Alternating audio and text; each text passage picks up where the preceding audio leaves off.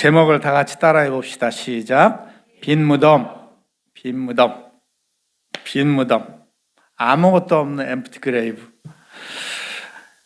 빈 무덤이라는 주제를 가지고 제가 부활절 설교하기는 처음인 것 같습니다. 그런데 이 빈 무덤이 우리 교회를, 우리 기독교를 시작하게 했습니다.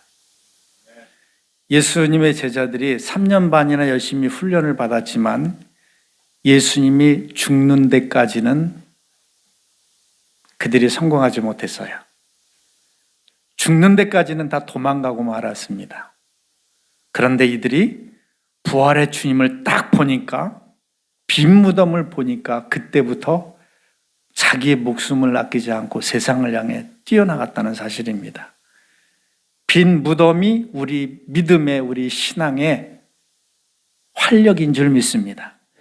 1세기의 기독교를 역동적으로 움직이게 했던 것이 바로 이 빈 무덤이었습니다. 빈 무덤이 뭐길래 그럴까요? 무덤 하면 사람이 죽어서 자기의 뼈를 남기는, 몸을 남기는 장소로 생각을 합니다. 그래서 세상 사람들은 죽은 후에도 무덤에 집착을 많이 해요. 요즘에는 이제 화장이니 수목장이 많이 있습니다만 예전만 해도 얼만큼 권력을 가졌느냐에 따라서 무덤이 큰 거예요. 조그만 시골에 사는 농부가 죽었다면은 조그맣게 그냥 별 볼 일 없는 곳에 무덤을 자리하고 있고, 한 나라의 큰 군주가 죽었다 하면 그가 차고 있던 목걸이, 귀걸이, 모든 장신구도 다 거기에 묻고요. 심지어는 어떤 황제가 죽으면 그를 수발했던 시녀들도 같이 묻어버려요. 무덤이라는 것은 뭐냐? 자기가 이 세상에 누렸던 부귀 권세를 다 거기에 묻기를 바라고, 비석은 크게 세워서 내가 이런 사람이었노라, 이런 치정을 했노라, 이런 업적을 가졌노라 하고 비석에다가 딱 새깁니다. 이 세상에서 그래도 뭔가 남기고 싶어서 무덤을 크게 만들어요. 우리가 잘 아는 성형군자들도 그렇죠. 공자를 봐도 공자는 사실 살아있을 때보다는 죽은 후에 더 유명해졌습니다. 그의 제자들이 그의 가르침을 설파를 하는데, 특히 전국에 있는 각각 신기한 나무들을 다 갖다가 거기다가 엄청나게 많이 심었어요. 그거 뭐 공림이라고 그러죠. 휴양지를. 또 그의 가족들도 그와 함께 묻혔는데 무려 10만 개의 무덤이 있대요.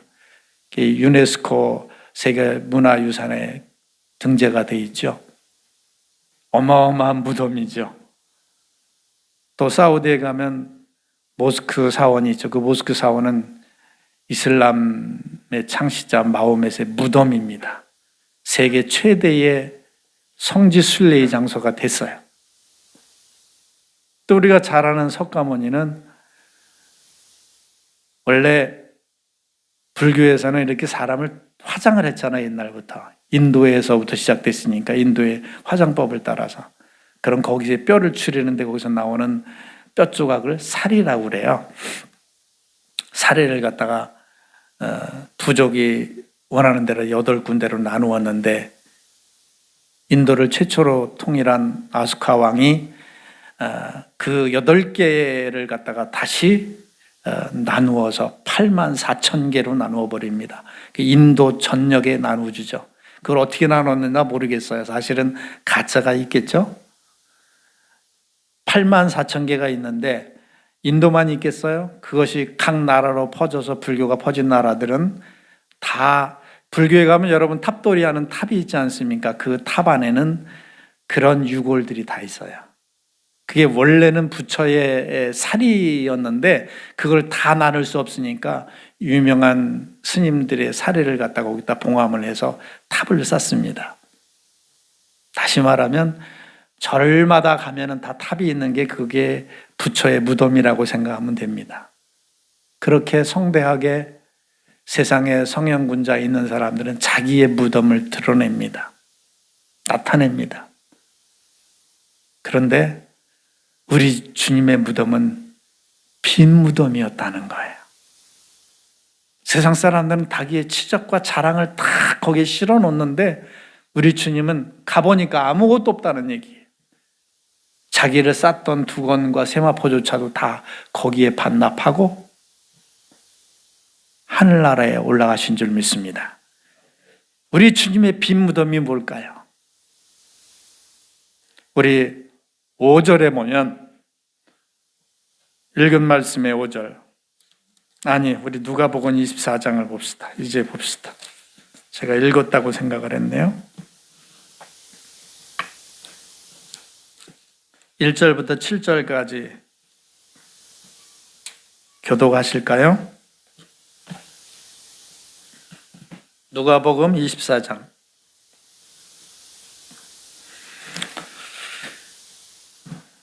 139페이지입니다. 1절 먼저 읽습니다. 계명을 따라 안식일에 쉬더라. 안식 후 첫날 새벽에 이 여자들이 그 준비한 향품을 가지고 무덤에 가서 들어가니 주 예수의 시체가 보이지 아니하더라.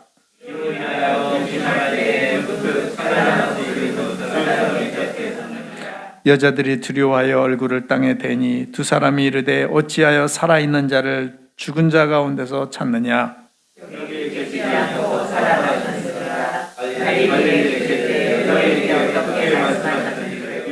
다 같이 이르시기를 인자가 죄인의 손에 넘겨져 십자가에 못 박히고 제3일에 다시 살아나야 하리라 하셨느니라.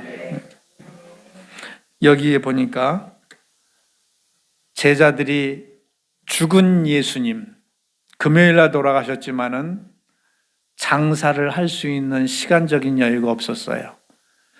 또 그 다음 날은 안식일이므로 절대 유대인들은 일을 할 수가 없었습니다. 그래서 안식일이 지나자마자 급하게 제일 빨리 안식일이 지난 첫날 새벽에 왔던 거예요. 뭐라고 왔을까요? 왜 왔을까요? 우리 예수님을 장사해야지. 시신을 처리해야지. 그런데 거기에는 시신이 없었다는 거예요. 그때 시신을 찾아온 제자들에게, 이 여인들에게 천사가 얘기합니다. 어찌하여 산 자를 죽은 자 가운데서 찾아내느냐? 어찌하여 살아있는 사람을 죽은 자처럼 여기느냐? 이게 우리 믿음의, 우리 신앙의 던지는 질문인 줄 믿습니다. 호통인 줄 믿습니다. 어찌하여 살아있는 주님을 세상 사람들과 똑같이 죽어 있는 날 중에 찾느냐 이 말이지. 이 말씀이 참 우리에게 중요한 것을 얘기해 줍니다. 어찌하여 우리는 살아있는 주님을 죽은 자 중에 죽은 사람처럼 사람들과 똑같이 여기고 그를 찾는지. 주님은 이 세상의 것을 다 내려놓고 오직 하늘의 목적과 영광만을 위해서 살아가셨던 분입니다. 주님이 공생애를 보면은 단 한순간도 이 세상에서 잘 살아야 된다, 이렇게 세상을 살아야 되는 거다, 이래야 지러운 거다, 혹은 그 많이 모인 군중을 이용해서 돈을 벌거나 자기 파워를 형성한 분이 아니었어요. 그는 처음부터 끝까지 하늘나라를 가르치고 나는 하늘에서 왔고 하늘 아버지께로 다시 간다. 오직 하나님 말씀에 따라서 왔고 하나님 말씀에 따라 가르치다가 하나님께로 그대로 돌아가신 분이었습니다. 그리고 그는 내내 말씀하셨죠. 나는 이 세상 사람이 아니다. 나는 갈 거다. 나는 갈 거다. 우리 삶 속에서도 추워도 여기가 내 집이야, 여기가 내가 영원히 거할 곳이야, 천년만년 살고 싶어 라고 하지 않으시기 바랍니다. 내 입에서 나는 갈 거야, 나는 갈 거야. 그러다가 빈 무덤을 만들어내신 주님, 그러다가 빈 무덤을 만들어낼 우리인 줄 믿습니다. 이 빈 무덤이 얼마나 큰 권세와 능력인지 몰라요. 이 믿음이 없다면 나는 빈 무덤이 아니에요. 이 세상에 여전히 빈 무덤이 아니라 썩어 있는 나, 거기에 자빠져 있는 나, 거기로 끝나는 나가 돼버리고 말아요. 부디 빈 무덤이 되기를 바랍니다. 빈 무덤이 돼야 돼.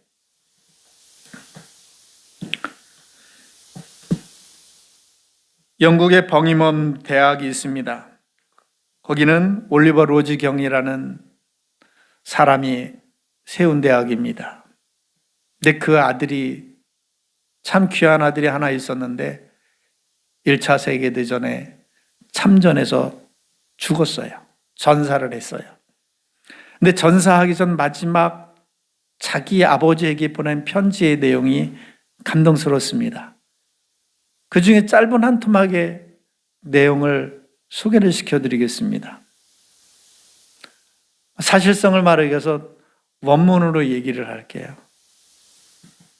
Father, if I have died, don't come to my grave because I want to be there. 다 이해하셨죠? 그런데 귀가 잘 안 들리시는 분이 있어서 제가 해석을 해드릴게요. 아버지, 내가 죽더라도 내 무덤에 오지 마세요. 왜냐하면 나는 거기 없을 테니까요. 어디 갔을까요? 그렇죠. 그 믿음이 대단하지 않습니까? 여러분, 우리 믿는 자는 이 세상에서 죽어서 그대로 있을 사람들이 아닙니다. 거기에 우리를 찾아도 우리는 없을 거예요. 우리는 이사 갈 거예요. 하늘나라로 이사 갈 거예요. 이 부활의 믿음이 있으시기를 축원합니다. 이 아들처럼 우리 죽어도 거기서 슬퍼할 이유가 없어요. 어떤 사람이 얘기합니다. 내가 죽을 때는요, 슬퍼하지 말고 내가 더 좋은 집으로 이사가는 것을 기뻐하고 찬양을 해주세요. 그것이 나의 기쁜 날입니다. 그러나 이것을 모르는 세상 사람들은 조금이라도 더 살기 위해서 말버둥치고 자기 재산을 어떻게 해야 할까 안타까워하고, 우리들은 천국으로 이사를 가는 줄 믿습니다. 제가 전에도 설명을 드렸습니다만 우리가 지금 죽게 되면 십자가상에서 돌아가실 때 오른편 강도가 있었는데 오른편 강도에게 이런 말을 합니다. 내가 나와 함께 오늘 낙원에 있으리라. 우리가 죽으면 바로 천국 가는 게 아니라고 그랬죠? 어디로 갈까요? 육체는 땅에 묻히지만은 우리의 영혼은 낙원으로 가게 됩니다. 낙원과 천국의 개념은 좀 달라요. 낙원은 임시적인 개념이고 천국은 나중에 완전한 부활 후에 육체와 함께 연합해서 가는 것이 천국이고, 지금은 죽으면 영혼만 가는 것이 낙원입니다.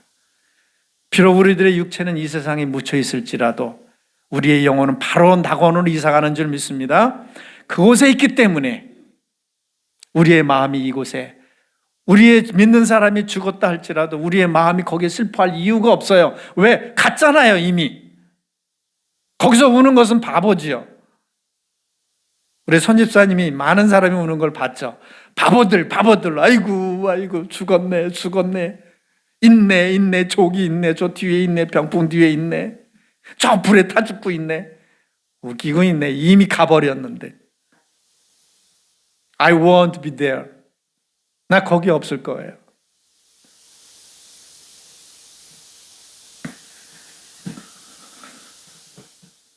오늘 빈 무덤이라는 것도 무엇을 말해 주는지 한번 봅시다. 다 같이 시작. 내 입에서 나가는 말도 이와 같이 헛되이 돌아오지 아니하고 나의 기뻐하는 일을 하느니라.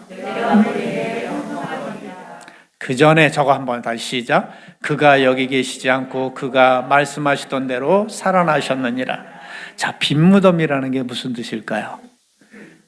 그냥 우연히 비었을까요? 아닙니다. 우리 주님께서 평상시에 그렇게 강조했잖아요. 말씀하셨잖아요. 구약 때부터 쭉 선지자들을 통해서 뭐라고 하셨을까요? 메시아가 올 것이다, 고난을 받을 것이다, 그리고 너를 위해 죽어줄 것이다. 그 말이 이루어진 게 부활입니다. 말씀대로 그렇게 되어진 사건이에요. 그냥 비워진 게 아니에요. 황당한 사건이 아닙니다. 우리 하나님의 말씀대로 되어진 줄 믿습니다. 우리 하나님의 말씀은 그대로 이루어지는 줄 믿습니다.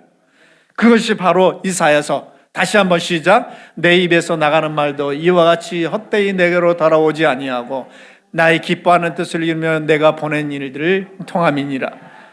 아버지의 말씀은 결코 헛된 것이 없습니다. 다 이룹니다. 확실하게 이룰 줄 믿습니다. 그 말씀대로 살아났기 때문에 빈 무덤이에요. 빈 무덤 타는 게 아니에요. 말씀대로 그대로 이루어진 거로구나 하는 증거가 될 것입니다. 다음에 또 시작. 천지는 없어질지언정 내 말은 없어지지 아니하리라. 아멘. 요즘에 우리가 요한계시록 강의를 하고 있어요. 자, 이것을 끝까지 다 마치면 아마 신학에 한 것보다 더 나을 거예요. 요한계시록 강의를 보면 대부분 자기의 그 주관만을 이렇게 요한계시록의 해석이 방법이 큰 많잖아요. 그럼 자기 해석 방법으로 많이 해요. 어느 게 맞는지 몰라서 저는 가장 신뢰할 만한 것들을 10사람을 골라서 종합적으로 객관적으로 안전하게 가르쳐 드리고 있어요. 은혜가 됩니다. 은혜 못 받으시는 분들은 영영 죽겠지. 그러면 나오세요. 근데 거기에 계시록에 분명히 요한이 처음에 기록할 때 그런 내용을 얘기합니다. 반드시 장차 될 일을 기록하라. 반드시 될 일을 기록하라. 우리 하나님의 말씀은 어쩌면 될 수도 있고 되지 않는 것이 아니라 반드시 될 일인 줄 믿습니다. 반드시 될 일이기 때문에 오늘 그대로 살아나신 거예요. 오늘 그 말씀 그대로 하나님의 말씀대로 나에게도 이루어져서 나도 반드시 부활할 줄 믿습니다. 주님의 부활처럼 나도 부활하는 거예요. 그가 부활의 첫 열매가 되셨다고 그랬습니다. 그 이유는 뭐냐? 우리가 사과나무를 심었어요. 우리 송집사님은 어디 강화도에다가 사과나무 뭐 여러 가지 심었는데 그거 첫 해에 따서 열렸네, 맛있게 따 먹으면은 내년에도 열릴까 안 열릴까? 당연히 열리는 거죠. 첫 열매가 열렸으니까 계속 사과나무가 열리는 거잖아요. 사과가 거기 배가 열릴 수 있습니까? 마찬가지 우리 주님께서 첫 열매가 되셨다는 것은 우리도 반드시 부활한다 이거예요. 말씀대로 부활한다 이거예요. 부활하기 싫은 사람은 아멘 안 하시죠? 오른손을 주먹을 꽉 쥐세요. 나도 부활한다. 아이고 그래가지고 부활하겠어요? 나도 부활한다. 다시 나도 부활한다. 나도 부활한다. 말씀대로, 내가 원하는 대로가 아니라 내 구호대로가 아니라 말씀대로 이루어질 것이기 때문에 나도 반드시 부활하는 거예요.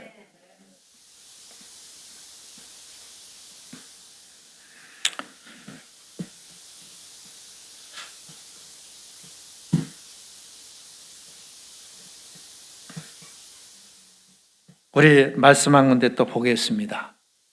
다 같이 시작. 죽은 자 가운데서 다시 살아나사 잠자는 자들이 첫 열매가 되셨도다. 말씀드린 대로 우리 주님께서 첫 열매가 되셨다는 것은 줄줄이 그 후로 줄줄이 우리들도 반드시 부활하게 될 것을 말씀하신 것입니다. 그 다음에 우리 또 봅시다. 시작. 땅의 티끌 속에서 잠자는 자들 중에 많은 사람이 깨어나 얼마는 영존하는 생명에 이르고 얼마는 수치와 영존하는 지옥에 이른다. 다니엘서 12장 2절부터 3절의 말씀이에요. 많은 사람들이 죽어서 자고 있는데 믿는 사람들은 그 영혼이 임시로 낙원에 가 있고 믿지 않는 사람들은 음부에 가 있는 거예요. 지옥이 아니라 음부에 가 있는 거예요. 그러나 그 사람들이 어떻게 됩니까? 나중에 마지막 날에 다 같이 일어나는데 얼마는 영존하는 생명에 이르고, 그게 누굽니까? 우리들이겠죠. 그러나 얼마는 수치와 영전하는 지옥에 이른다. 우리는 영생으로 부활하게 될 줄 믿습니다. 이 복이 우리에게 있음을 믿고 우리는 이 세상이 즐겁게 살아가야 돼요. 확신이 있는 사람, 마음에 진짜 믿음이 있는 사람은 이 부활의 신앙으로 즐겁게 살아가는 것이죠. 자, 또 한 군데 봅시다. 시작. 예수께서 가라사대 때 나는 부활이요 생명이니 나를 믿는 자는 죽어도 살겠고 살아서 나를 믿는 자는 영원히 죽지 아니하리라. 아멘. 아멘. 예수님 자체가 부활이요 생명이기 때문에 예수님을 생명에 있으면 가슴에 모시면 그 사람도 부활하고 생명을 얻게 된다는 거예요. 그런데 저기 보니까 나를 믿는 자는 죽어도 살겠고 또 살아서 믿는 자는 영원히 죽지 아니하리라. 이걸 가지고 말씀 해석에 분분한 분들이 있어요. 그러나 저는 이렇게 말씀을 드립니다. 나를 믿는 자는 죽어도 살겠고 내가 지금 예수를 믿다가 꼴까닥 죽어도 우리는 어떻게 해요? 다시 살아날 거예요. 주님이 다시 살릴 겁니다. 천국에 갈 것입니다. 그러면 살아서 믿는 자는 무슨 말일까요? 살아서 주님을 만난 사람은 영원히 죽지 않고 그대로 살아나는 줄 믿습니다. 주님께서 우리가 살아있는 지금 밖에서 오신다면 우리는 이 몸 그대로 아유 나 당뇨병 있는데 아유 나 저기 몸이 좀 불편한데 나 여드름이 많은데 눈이 나쁜데 귀가 나쁜데 걱정 마세요.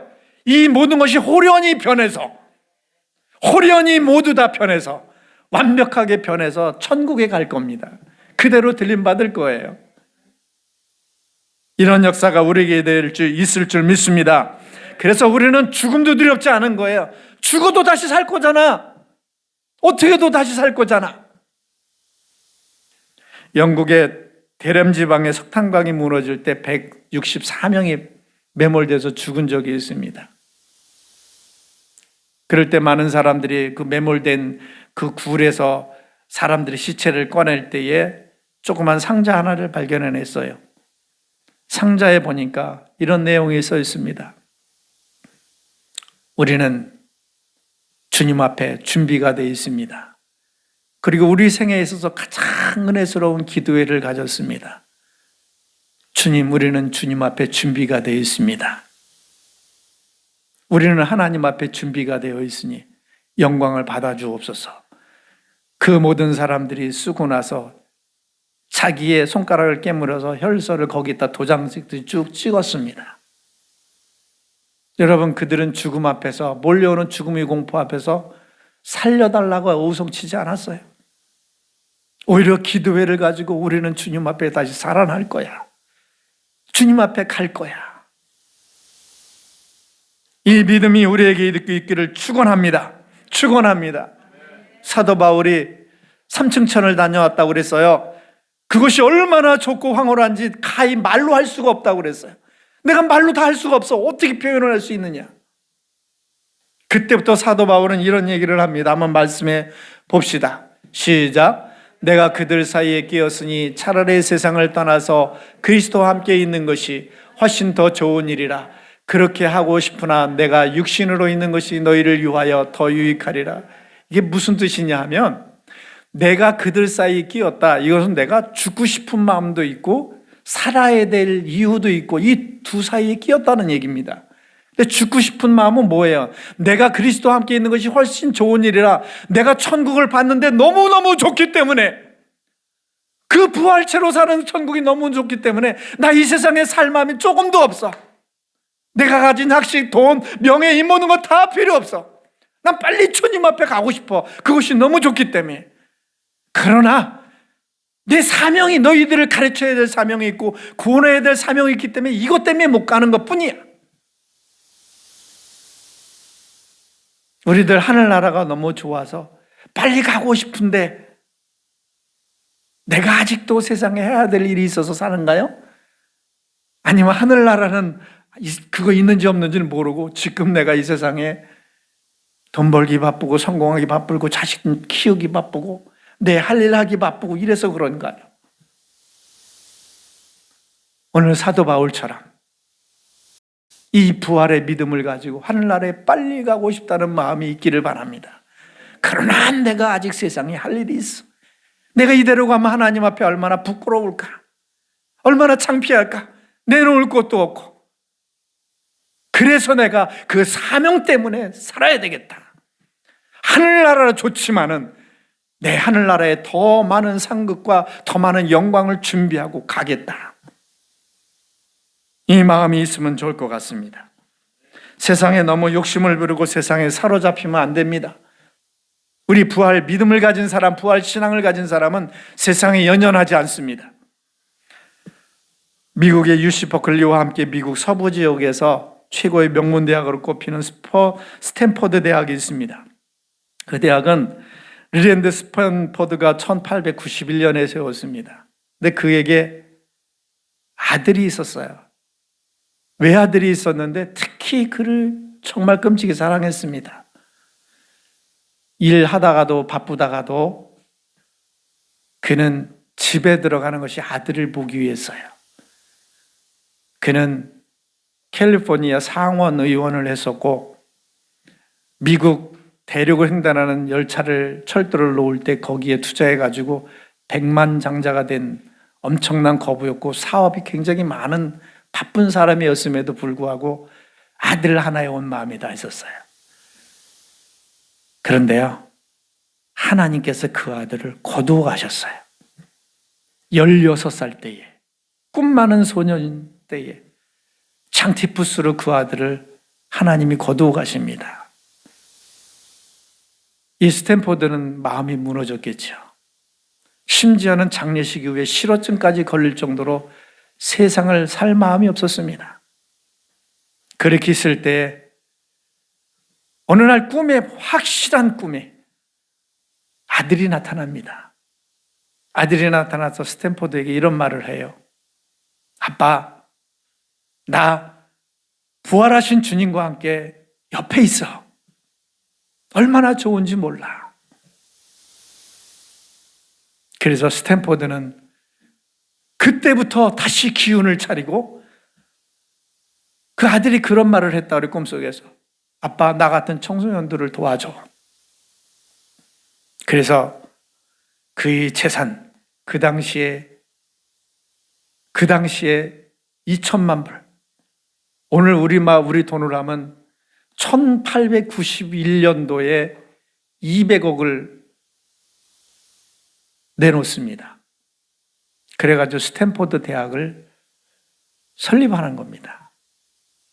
그리고 그가 죽을 때도 마지막 유언이 내 통장의 마지막 동전 다 끝까지 어려운 청년들을 위해서 써달라. 여러분, 부활의 주님을 만난 사람은 이 세상에 연연하지 않아요. 더 좋은 가치를 위해서 눈을 돌리고 거기에 투자를 하는 줄 믿습니다. 이 세상에 연연하지 않아요. 내 돈, 내 명예, 내 자식 모든 것에 묶이지 않습니다. 더 좋은 것이 있기 때문에 그렇습니다.